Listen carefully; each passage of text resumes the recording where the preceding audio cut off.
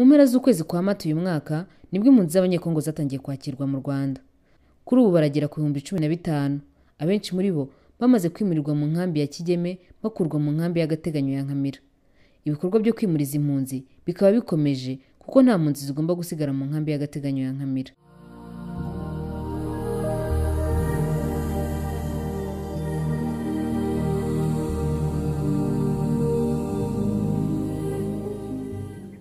Mwiboneye byaranze uruzinduko rw'abayobozi babiri bakomeye ku rwego mpuzamahanga harimo Valerie Amos ndetse na Stephen Rapp.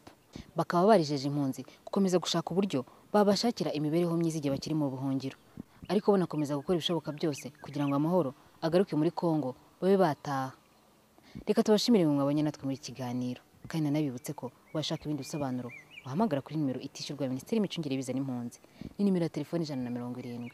Naho mu kiganiro cy'ubutaha nongeye kubifuriza ijoro ryiza.